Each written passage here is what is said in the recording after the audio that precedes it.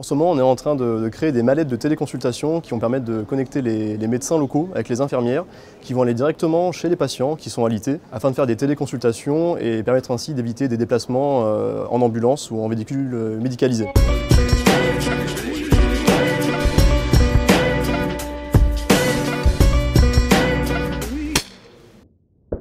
Elfis, c'est assez simple, c'est une société qui permet de déployer et de gérer des cabinets de téléconsultation ou de manière générale des solutions de téléconsultation pour aider les patients des déserts médicaux à retrouver un accès aux soins.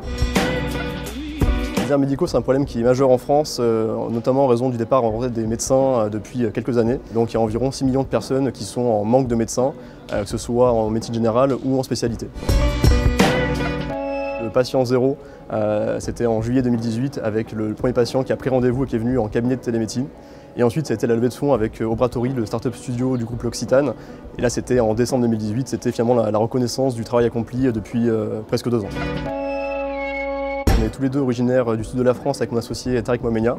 Donc on s'est installé à Marseille notamment pour aussi les réseaux comme les réseaux TGV qui sont très pratiques pour aller dans les déserts médicaux assez rapidement. Et la qualité de vie est extrêmement agréable malgré son handi. J'aurais 2 conseils à donner aux entrepreneurs. Le premier, c'est de se focaliser sur le B2B pour commencer.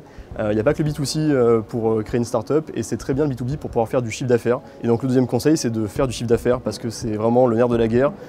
C'est bien d'avoir des subventions, des prix, des concours, mais s'il n'y a pas de clients et pas de chiffre d'affaires, ça n'ira pas très loin assez rapidement. C'est de devenir un acteur majeur de la télémédecine de terrain en France, mais aussi en Europe, que ce soit en Allemagne, en Angleterre ou ailleurs, assez rapidement. Donc avoir une propagation rapide de notre solution de télémédecine.